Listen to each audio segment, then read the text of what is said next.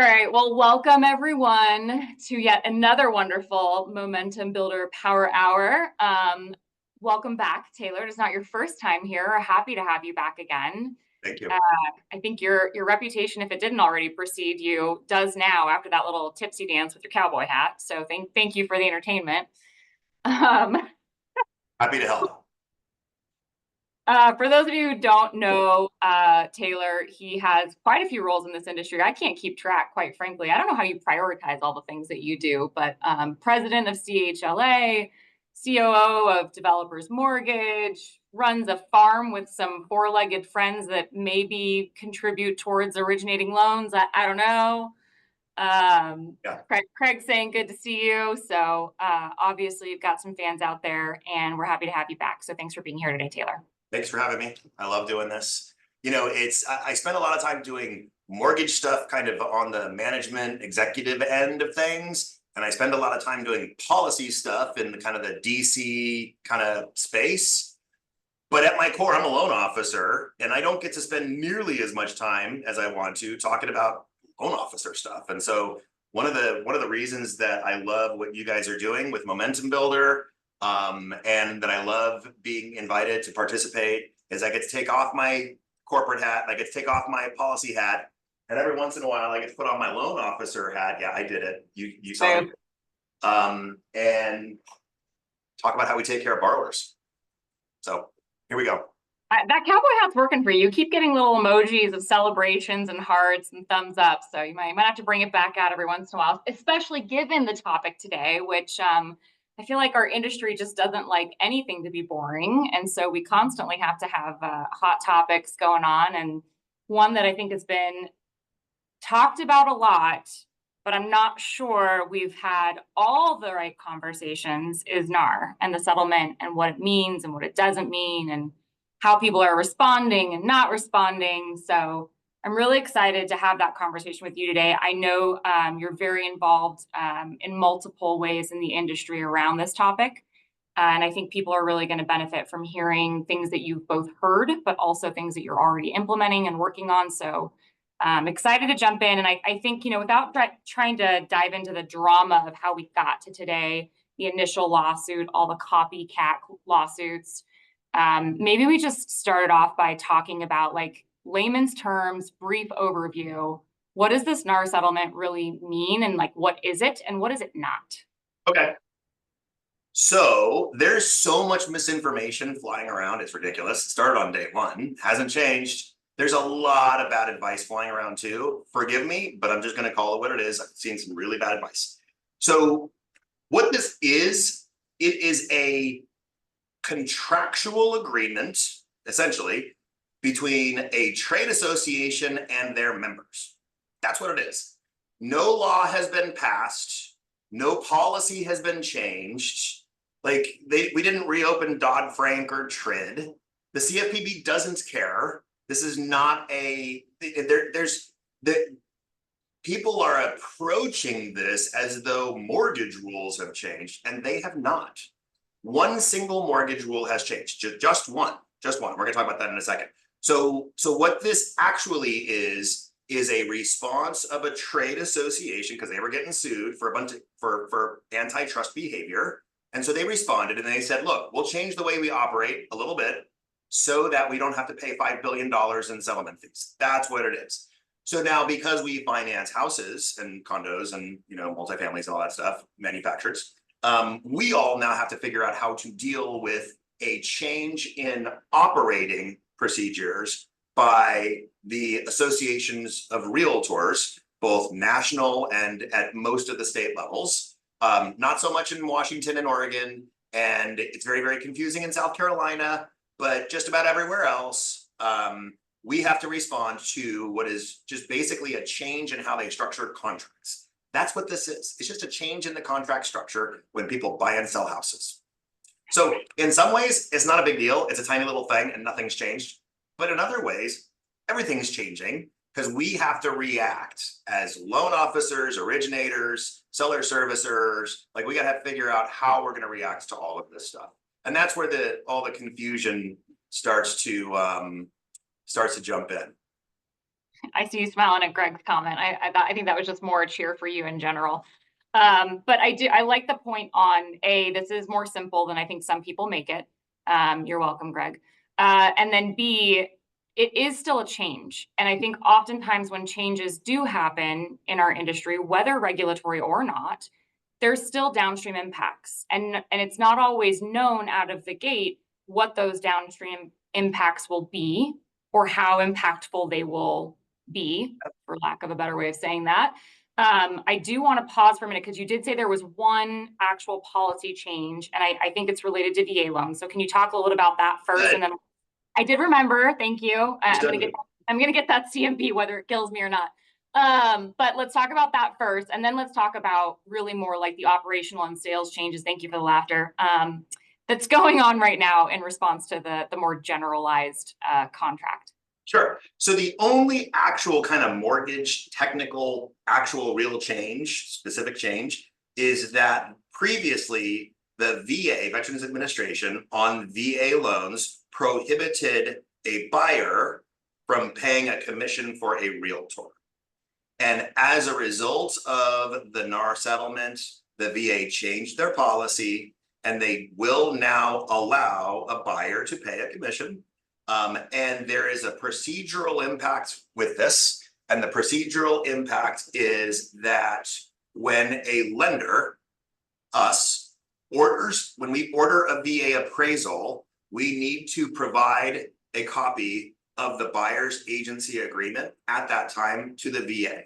We literally upload it into the VA portal as part of the appraisal ordering process, if there's a buyer agency agreement that is in place.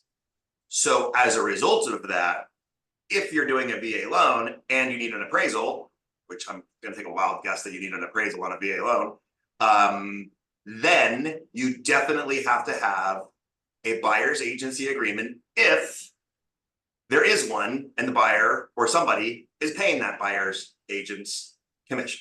So that is literally the one and only kind of policy change. There's been some language and interpretation about interested party contributions by Fannie, Freddie, and FHA, but that's mostly just clarification to existing policy or slight adjustments, no fundamental changes. Okay. And when we talk about the buyer contract in general, like think about lender impact, like does anyone know what we're supposed to do? Yeah. I will tell you that I have been on a myriad of calls with different people, different groups, CEOs and compliance managers and attorneys in different parts of the country for lenders, big, small, medium, everything. And the amount of confusion and conflicting information that's kind of floating out there is kind of surprising. Some lenders are saying that they're not going to collect copies of the buyer's agency agreement at all. That they don't want it in their file, that they don't want to be the policeman of the buyer's agency agreement. Other lenders are collecting it across the board. Some lenders are only collecting it if it's a VA loan. I think it gets really tricky, and every single lender right this minute has to kind of navigate through their own interpretation of how contracts are supposed to be approached, whether or not a buyer agency contract is also part and a parcel of the purchase agreement. So that's one of the kind of debated things right now. Is it part of the purchase agreement or is it not part of the purchase agreement? I can tell you that for my company, for the company that I work for, we are advising, we're asking our loan officers to collect the buyer agency agreements if they exist. And if I'm a loan officer, I'm getting that agreement. And we're going to talk about why in a second. But I personally see, you mentioned that there's a lot of change in our business and that this is a big change. And in some ways it's no change at all because, what's the big deal? People are still going to buy and sell houses. But in other ways, it's kind of a game changer for some participants in the business. And it's a huge opportunity for loan officers to build relationships and demonstrate value. For the last 10, 20 years, our ability to demonstrate value has slowly eroded over and over and over a little tiny bit at a time. And all of a sudden we have this beautiful opportunity to go tell realtors why we matter, why we're important, why rate is the least important thing they should be worrying about. and why having us help them and their customers navigate through this new murky, shadowy, scary, kind of dark world is important. And so before we get into the details, if you're a loan officer, you should know this stuff backwards and forwards. You need to be the expert, and then you need to go out and talk to your realtors and show them that you're the expert, because nobody cares about an eighth or $300 extra in an app fee. What they do care about is making sure that they get paid at the closing, that their clients have enough money to actually pay them at the closing, that the deals are actually going to work. Like, that's where actual good, solid sales management and sales practices come into play. We haven't had an opportunity like this in 20 years. I mean, honestly, we really haven't had an opportunity like this since TRID and maybe since Dodd-Frank. So I'd be out there selling like mad right now. Yeah, you're getting a lot of support in the chat if you haven't noticed. Craig Davis out there, of course, definitely giving you a lot of love. And Greg said the only other opportunity as big as this one is joining CHLA. So apparently, yes, love that. Go sell your value as a loan officer to realtors and join CHLA at the same time. Talk to the group about the conversations you and your head of sales are having right now with your LOs. How are you preparing them? How are you arming them to go out and do this? Because okay, yes, it's a value add conversation, but there's also more to it that they need to know and be prepared for, right? Yeah. And there are some technical things that you need to think about, right? So if the world has changed, which some say it has, some say it hasn't, but if it has, and a buyer is buying a, I don't know, $500,000 house, and suddenly the buyer is going to pay the commission instead of, the old way when the seller paid it, you got to know that that buyer has 15 grand or something close to it, more than they used to have. Now, they might not end up needing that. Maybe they can get somebody else to pay it for them, but you need to be thinking about it, which means you need to know those numbers. So questions and answers. The big question I get constantly is, do we have to disclose this? And if we change the numbers later for one reason or another, is it going to be a cure? Do I have a tolerance? So this is long-standing policy. This is not new. This has been around for a long time. If a buyer is paying a commission to a realtor, oh, by the way, I forgot my standard disclosure. I'm not an attorney. This is not legal advice. Don't sue me for legal malpractice. Just putting that out there. Having said that, in my humble opinion, if a buyer is paying the realtor commission, that dollar amount is disclosed in section H of the loan estimate and subsequently the closing disclosure. For those of you that use Encompass, there's a couple different places you can put it that feeds into section H. We're using line 702.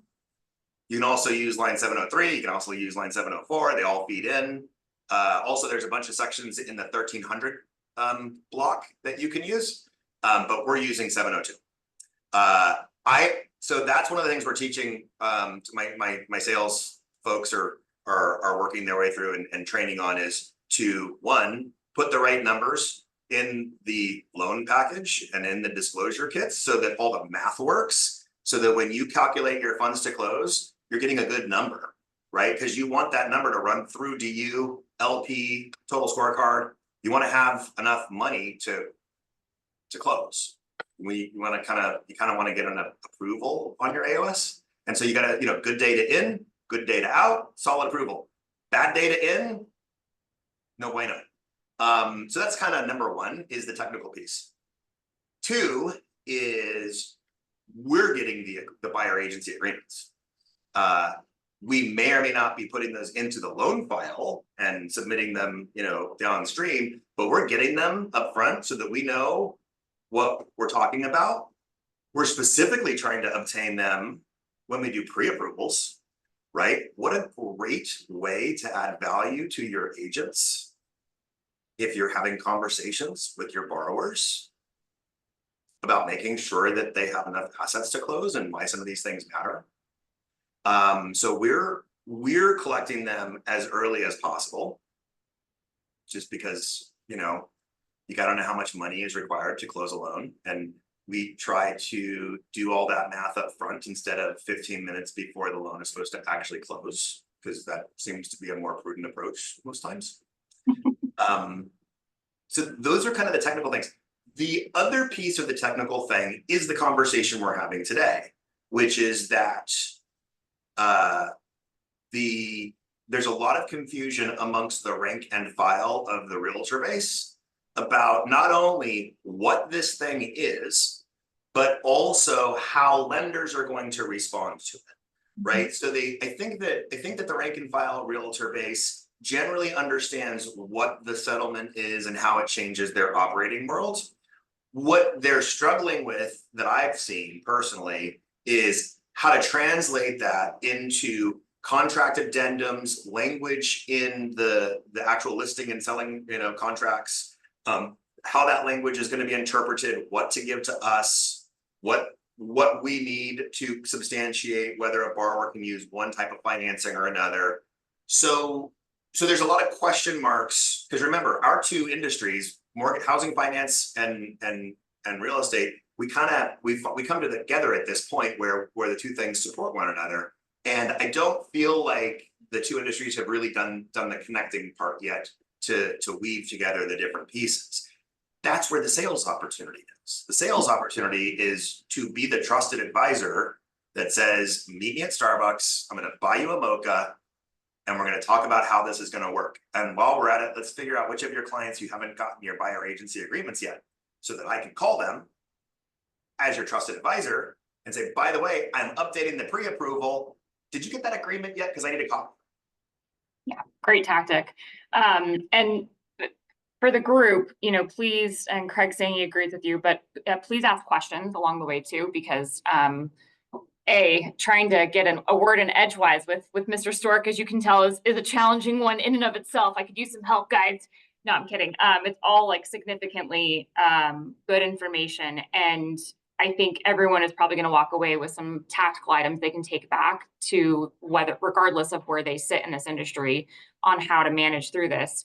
That being said, I feel like, at least from my vantage, there's not a lot of guidance out there from the industry experts, from the agencies, others. I know you've been sitting in some of those meetings. I don't know what I'm allowed to disclose versus not. So we'll just say that I know you've taken some calls from some important people in our industry that are trying to figure out how to provide that guidance. Can you shed any light there? No. Great. Awesome. Can you turn on your light behind you? Yeah, sure. So you're supposed to make that joke about the momentum builder light bulb. This Come on. Look, it floats. Work with It actually me. literally floats. Thank you. So it's very difficult when there is a big change and nobody really knows how things are going to shake out, right? Everybody wants to wait until the dust settles to figure out what's next. And the unfortunate part is we're doing deals today right now. We don't have time to wait for the dust to settle. While you're building it, as per usual. So there was early guidance from which I think everybody appreciates, by the way. I certainly do. There was early guidance from FHA and from both of the enterprises that if a buyer paying a commission for their agent was subsequently funded by a seller, and if that was common and customary for the marketplace, that the payment of that commission wouldn't be calculated into the limit for an interested party contribution, aka a seller assist, aka a seller concession, depending on which of the real estate marketplaces you work in. It's one thing in California, it's a different thing in New York, but it's all the same thing. So the early guidance was good. I think that now that we've gotten to the point where we're now in the new paradigm, I think that some additional clarification about how to carve up some of those numbers and what we need to do to document some of those things, I think that would be some welcome information. I do think some of that's going to shake out soon. I've personally spoken to some of the decision makers, and we'll continue to speak to some of the decision makers about what the industry needs. It's kind of a delicate dance, right? Because we don't want everybody telling us how to do our business. Mm-hmm. We kind of want to be able to run our businesses and run our companies and do what we do. We want enough freedom that we can operate and distinguish ourselves from everybody else, because we're all special snowflakes. Every one of us is special, right? None of us are the same. But on the flip side, We also want to make sure that when we make a loan, it's gonna get bought and it's gonna stay bought and it's gonna get funded. And we don't want to make, we don't want to structure deals and loans and think we have everything worked out and then 15 minutes before closing realize that there's some problem. I mean, the worst thing in the world we can do to a borrower is tell them the day of or the day before that there's a problem. It's, a good responsible lender, a good responsible loan officer. Our job is to solve the problems early on and flag them up front, not, run blindly into a buzzsaw on the last day and cause people to rest. So for that reason, while we want flexibility, obviously, we also do need a little bit of guidance. Traditionally, the way we've operated as an industry, if we kind of follow precedent, right? So what have we always done in the past? Let's do it that way. Or what do we know that this aggregator accepts, or what do we know that this enterprise accepts? Problem is, we're a little bit in some new territory here, so the precedent isn't super strong. For my sake, and this is why I go back to the fundamentals. Get the buyer agency agreement up front. Best thing you can do. Yeah. So what you're working with. And you're talking about, I think everyone's applauding or hearting or celebrating the, don't wait until, clear to close to have everything in order. But that being said, we know that that's true. And you and I have talked in the past about like maybe now pre-approvals become even more of something that we should be focused on. So that's another angle, right? There are two different kind of schools of thought on the pre-approval. Some originators, some loan officers want to do kind of a verbal, I take your credit, you tell me how much you have, I tell you whether or not you qualify, and I give you a letter and you go out and you give it to your realtor and you make an offer. Other originators, they want to see all your income documentation, they want to see that you have your assets. I look at how the realtors have traditionally handled it, and if you think about the way realtors operate, they often want to see proof of funds before they'll put you in their car and drive you around to open houses. And I think that the approach would be something that prudent originators should consider.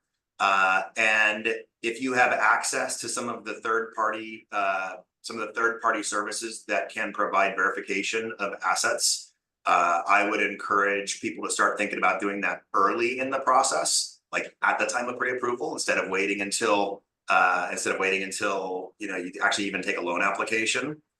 There are a number of technology tools out there that will actually guide a borrower, get them ready to buy as part of the process, and implement, kind of early verifications of credit and assets and other things. And there's a lot of opportunity there. But again, the pre-approval, I can tell you, if I'm an originator, I'm out talking to my realtors. I ask them for their permission to call the customers. I'm calling the customers directly, the buyers, to find the future buyers, the pipeline buyers, the leads, the Glengarry leads. I'm calling the Glengarry leads and saying, hey, I just got off the phone with Susie Realtor or Joe Realtor, and we're updating the records, and I need your buyer agency agreement. Can you send it over to me? It's important. It matters, right? I'm going to update your assets now. I'm going to update your offer or your pre-approval letter now. I'm going to send you a link for my online verification of assets tool. Click that link and log in so they can get your information. And if you're at a company that does this, I highly recommend you do a fully underwritten pre-approval. Okay, it's a lost art, but man, especially as we're entering this new world, I would be putting those files in front of actual credit underwriters and completely clear all those income and asset conditions and just be ready to sign a contract. Yeah, so it almost sounds like a call to action on not just the sales side, but the operational side too. Yeah, absolutely. So just like every other change that we have in our industry, there's always more that come. Are you anticipating or getting ahead of what you think is next in this area? Like, do you think there's going to be more fallout, more changes? Yeah, can I just read whatever Greg Sure is typing? Because I'm sure that is going to tell us all the answers we need. Buy side filters go away. So there's I think we're going to see changes to structure fundamentally in our business. I don't think they're going to happen tomorrow. I think that there's going to be change slowly over time, and there's going to be erosion. until there's a certain tipping point. You get to a certain amount of, dare I say it, momentum. And then once you hit that momentum point, like a tipping point, suddenly everything changes super fast, right? So I do think that, I don't think things are going to change tomorrow or next week or the day after. And there are several different theories around about what the changes are going to look and feel like. You know, some people think buyer agents are going to just kind of evaporate and disappear entirely. I don't really subscribe to that. Other people think, there are people that think it's going to embolden buyer agents and actually make them more valuable in the transaction than they have been in the past. And there's some logic to that thought process because, you know, if you're a seller, the most important thing to you isn't who's going to click a button and put your house on the MLS, right? The most important thing to you is who's going to bring you the qualified buyer. I don't know about you, but, you know, there's a reason that loan officers work for commissions and get paid commissions, and companies want to pay commissions because loan officers bring business and buyers agents bring business to the seller, right? So there's different camps. There's different. Well, and to that point, and Craig's comment in here, and I think you kind of evaded Greg asking you to give a disposition, by the way. You definitely said no to one. I don't know how you, I don't think you really, I think you dodged number two. He's such a politician. But what Craig's saying, you know, which has definitely been a topic I've heard before, is what about having a realtor come in and become a licensed LO? Are you hearing more about that? What are your thoughts on that dual licensure? Yeah, this one has been a little bit of a controversial topic. If you remember, Rocket Mortgage put a tremendous amount of resources into building out an entire business unit that was going to be realtors as licensed loan officers. And after it failed miserably over and over and over again, they just one day pulled the plug and laid everybody off. And that's an organization that has tremendous resources, capital to invest, technology to support it, and ultimately decided that for their business, it didn't make a lot of sense, right? So I look to that as a good benchmark for if an organization with that level of resource and technology and a pretty proven consumer direct model can't quite figure out how to make it work, why? Like, why do it? Was it potentially the wrong time? Do you think they might try again? Yeah, could be. Maybe. I think there's all kinds. Could Jeff Bezos decide to put houses on Amazon and make, you know, you can click a button and get your mortgage? Sure. Will he make money doing it? Who knows? This is a very hard business to navigate. It's a very hard business to scale, which is one of the reasons, candidly, which, by the way, that's good for loan officers, right? Because the easier it is to scale this business, the less valuable that one deal or two deals or five deals that everybody brings in becomes. So the easier this business becomes, the faster somebody can click and get a mortgage or click and buy a house, the less value we deliver to them as originators, as loan officers. So personally, I don't want that. What I want is relationships with buyers, relationships with referral sources, relationships with attorneys and CPAs. By the way, I failed to mention the attorney and CPA thing. This settlement thing, you know, realtors know what's going on and they're struggling with some of the stuff. Attorneys and CPAs, guys, what a great chance to go out and talk to the other people that participate in our kind of in the periphery of our industry that are referral sources and say, hey, just so you know, your clients are going to need some help. Here's what it looks like. CPA, let's talk about that 3%. If the client pays the realtor commission, where are you putting that into their tax returns? How are you handling this? And have a conversation about that. There's tremendous selling opportunity if you grab a hold of it and tackle it. As for, and I know that I diverted. So loan officers as realtors. I think that it's hard to do both jobs and do them super well.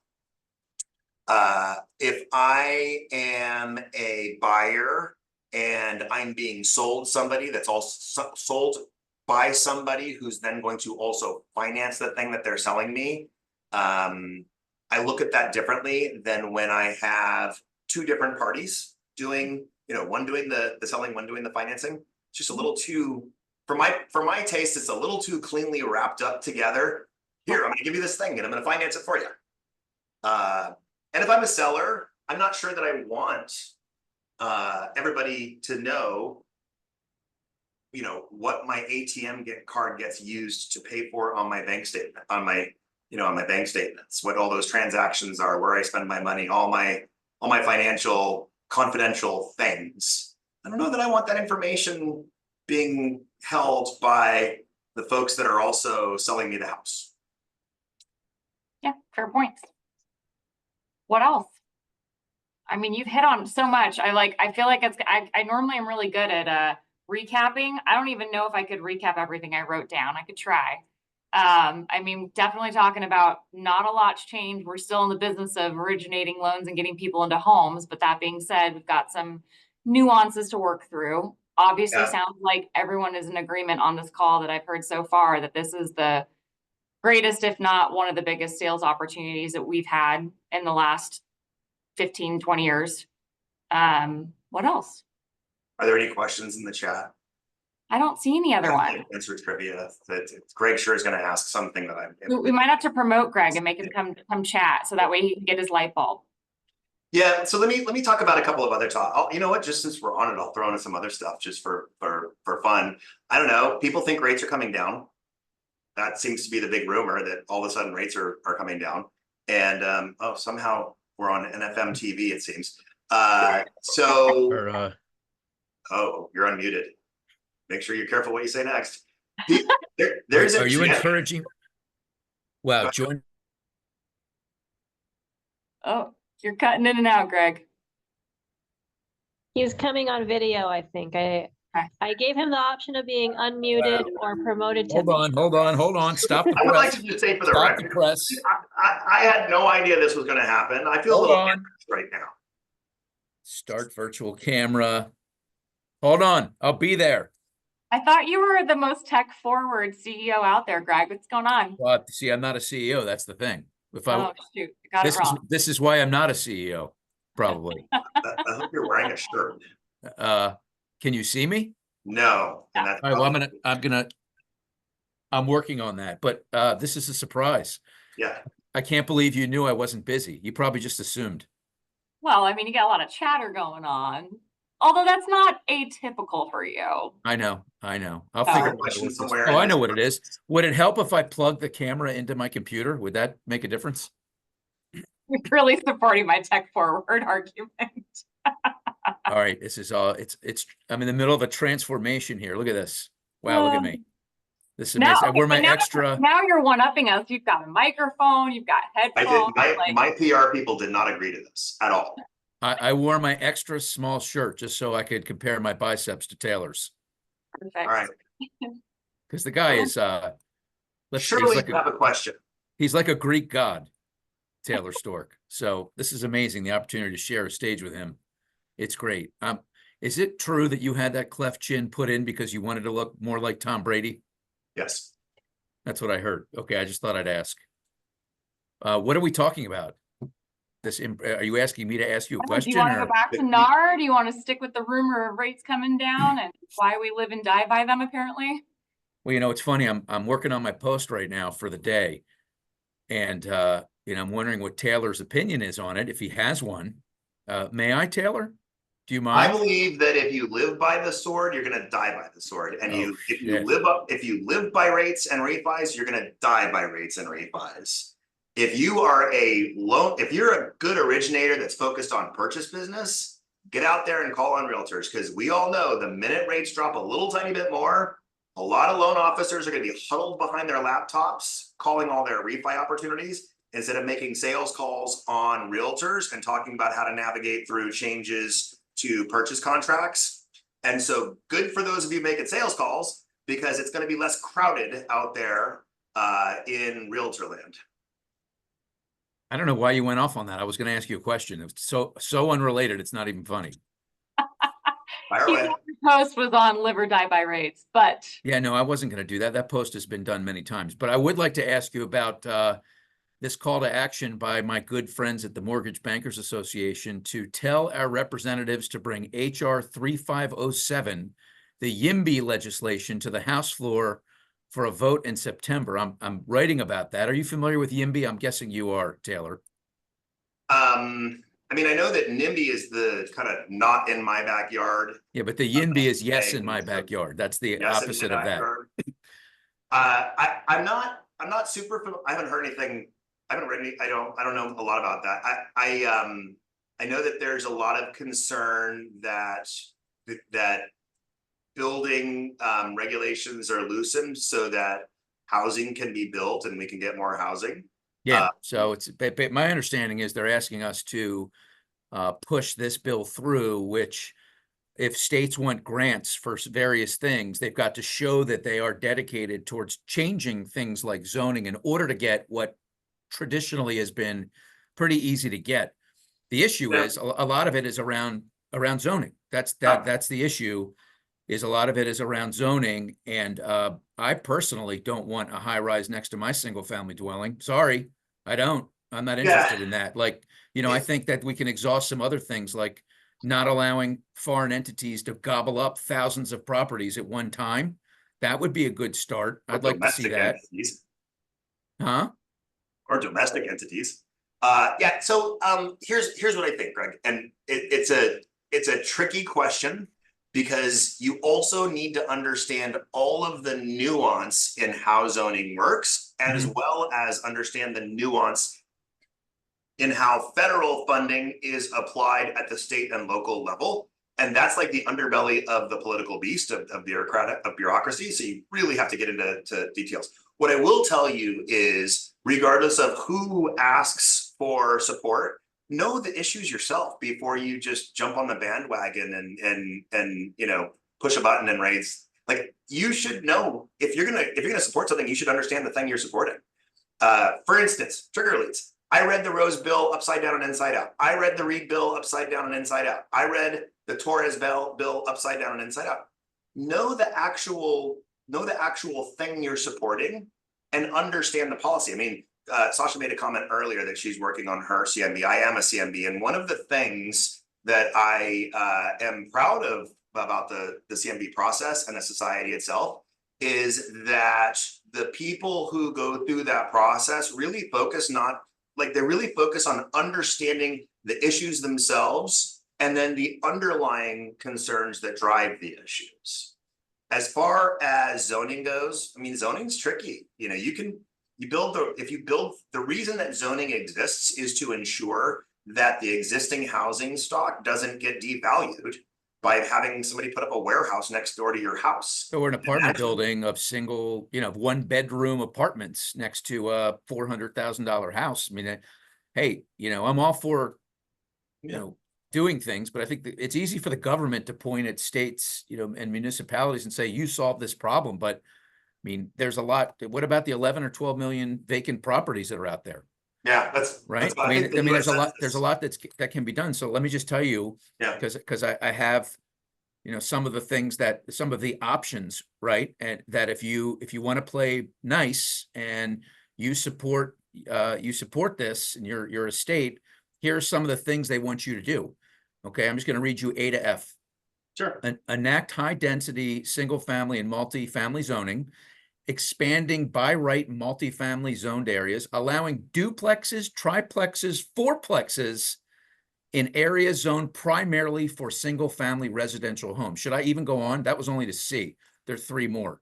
So no, I'm not about that. I'm sorry. Like maybe it seems like I'm not in favor of people that have issues affording homes, but I think there's a lot more that we can do. I mean, this administration has been really at the bottom of the bottom in terms of, I mean, has affordability ever been lower? Now, I realize there's some circumstances sort of out of their control, right? Although Chairman Powell, you know, missed the inflation signs, you know, it was transitory. So can we blame, like, I don't know.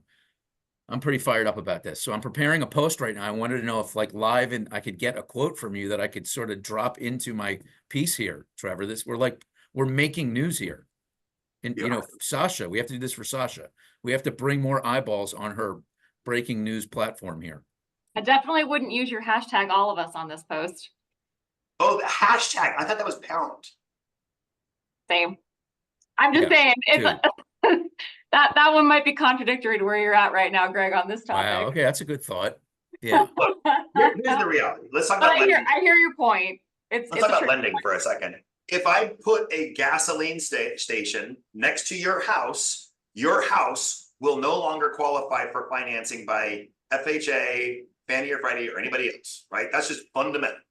So zoning does matter, because it would be a problem if your neighbor decided to knock down his house and put in a gas station and put gas tanks in the ground. That's a problem. Zoning does matter.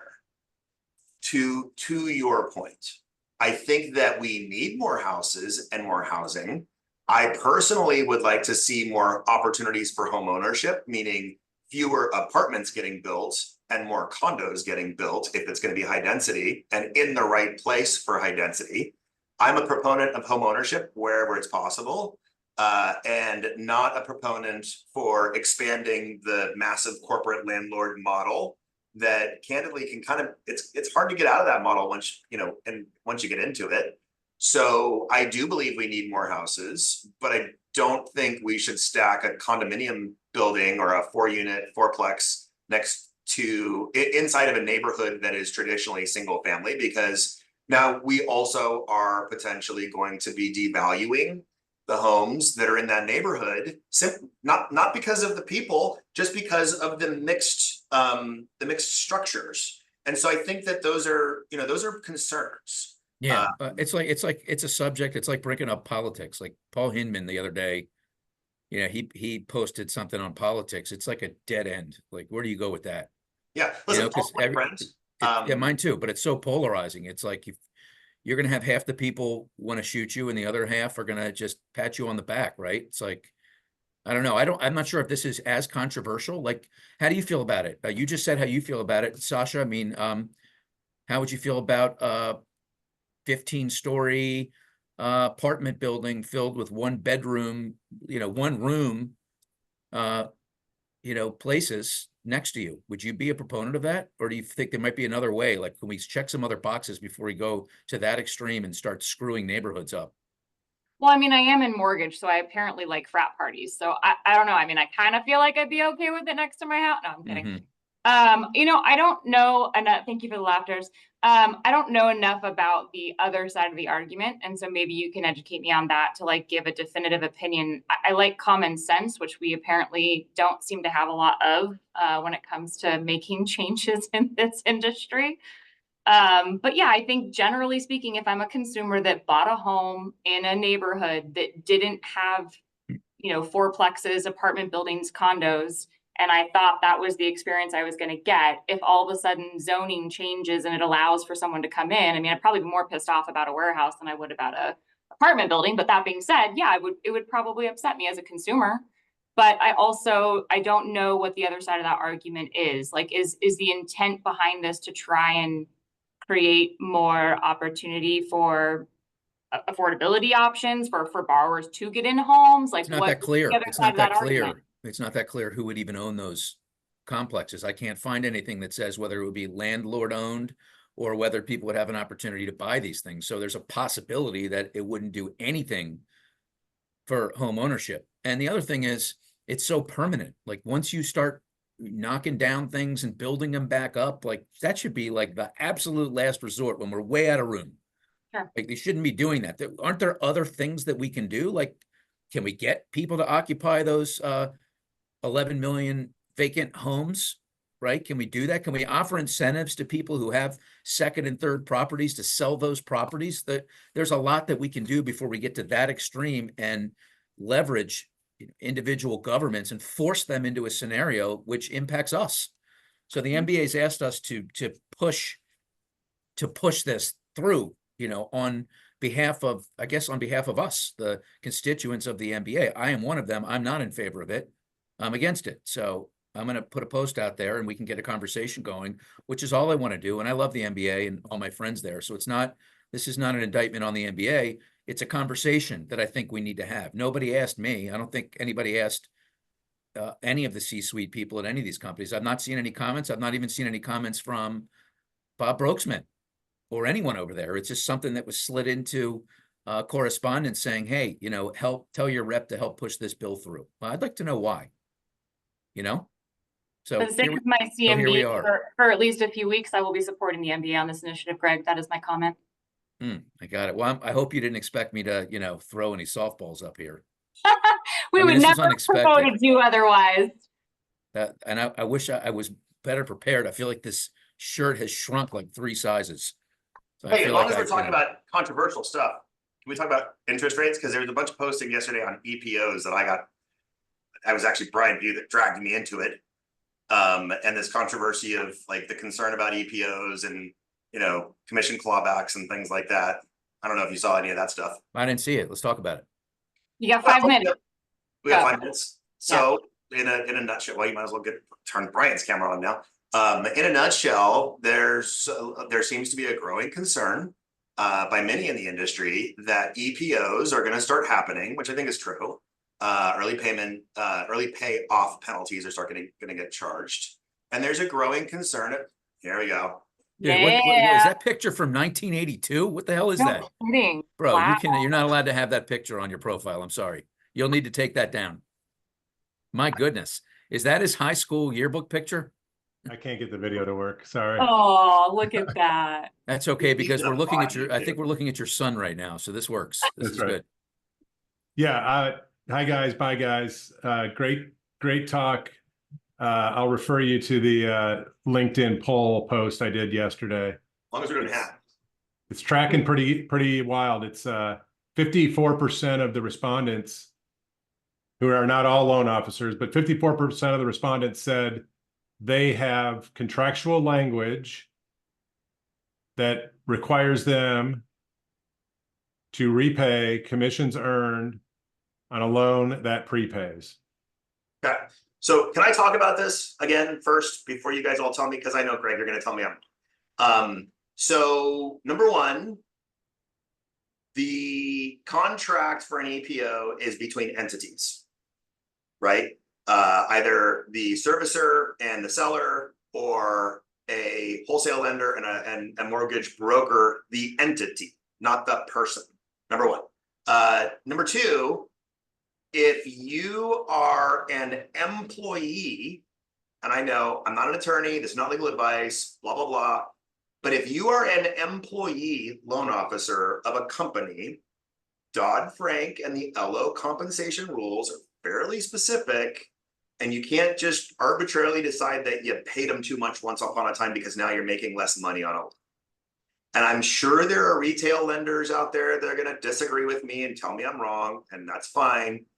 But I do not believe it is appropriate to claw back a commission on an old loan because that borrower subsequently paid it off. That's just my personal opinion. Disagree. I know. I think everyone takes the risk. Everybody knows the risk going in. And if you're a really good loan officer, what are you doing? This is right up Brian's alley because Brian is, you know, Mr. Lead Funnel guy. If you're in communication with your consumer and you're staying close with them, you are their advisor for when it's time. Of course. Yeah, but that's not what, Greg, that's not what Taylor's saying. Taylor's speaking to the event that you claw back dollars from a loan officer, I understand that. not how it got to be, right? Well, my point is, if you're in touch with your client, you're not letting them refi prior to an EPO. That's my point. So if you're really close with your client, what are we talking about? 6 months? Yep. I mean, come on. Yeah. I think you should be able to sell around that. I agree with you 100%. You should absolutely be able to sell around that. That doesn't change the fact that if your client stumbles over a bag with $10 million in it and writes a check to pay off his mortgage that you did 2 months ago, there's nothing you can do to stop that from happening. So if they win the lottery, we're talking about a win the lottery scenario here. Well, Is that what this has come down to? And There's a lot of people that must win the lottery. and my point is not whether or not anybody wins the lottery. My point is the LO compensation rules are very specific and very clear. And you're saying it's a violation of that. I am. Okay. Well, that sounds like a topic for another day. I feel bad for Sasha. She's got this star-studded group here and she's out of time. She's got like 5 seconds. What is she going to do? Well, I dragged the star rating down. Sorry, guys. No I way. thought that's what I did. Maybe when you came on camera compared to your high school picture, but your high school picture definitely was gaining Handsome. points. High school picture. No, this is great. You know what? I love calls that go sideways because it means we're getting real, we're getting vulnerable, we're talking about things that matter. So I appreciate both of you promoting and joining us for the conversation. I think we definitely left people with a lot to chew on, not just on NAR. I'm just wondering how much hate mail I'm getting in my LinkedIn right now. I'm sure that it's going up. Well, Yeah. I'm going to go find out where Greg lives and petition to build a apartment building next to it in my spare time. Don't do it. And check out Brian View's LinkedIn. It's on Brian View's LinkedIn. If you go and look at that, you got to wear special sunglasses that don't burn your eyes from the fire because the guy is on fuego right now. No. I'm fuego. just trying to keep up with somebody. Hey guys, I gotta go. It was nice having you both. We will probably definitely have you both back, and we'll always have Taylor back. We love all of your wisdom that you guys, all three of you, really have shared today. But Taylor, Greg is light bulb. thank you so much. Yeah, Yeah, you're gonna get a light bulb. We'll get you a light bulb. And with that, let's spark up some slides, Sonia, so we can close out this wonderful conversation. And can we just plug October 1, Dallas, the IMB conference. Momentum Builder's going to be there. Absolutely. Brian's going to be there. Greg's going to be there. I'm going to be there. You're going to be there. Yep. We're all going to be there. So if you haven't heard about it, hop online and take a look. Housing Wire has done a great job this year of diversifying their events. And this is their inaugural IMB focused event in Dallas at the Bush Library. They did an AI event just about a month or two ago that was fantastic. Felt very much like I was going back to school and getting an MBA on AI. So come join us and get an MBA on IMB. Taylor will be on stage, as you mentioned. Greg, Brian will be there. I'll be there. Momentum Builder will be there as well, supporting, and we would love to see you there. So please be there. Lindsay's saying you need to put the hat back on to sell the event. I 100% agree. I don't know you, Lindsay, but we are now best friends because absolutely. Thank you. So now for those 23 attendees that are left on this call, you must go buy a ticket to Housing Wire IMB because Taylor put his hat back on. And with that, let's cut over to some final slides and some You get a walkout song? I want a walkout song. You'll get a walkout song in a minute. Calm down. Next up is going to be 3 keys to staying top of mind in 24 and 25 with Deanna Scortino. We also have got a peak performance playbook coming in with our fuel master, Alex. So please sign up for those sessions in the next few weeks. We've got a lot of great content. You can register for our app, regardless of whether you're an Apple person or a Google person. You got options. So if you haven't already, definitely join there. There's a lot of great resources. And then join our private Facebook group. We do weekly drawings. We're actually doing a drawing tomorrow with grand prizes. Apparently we give away big screen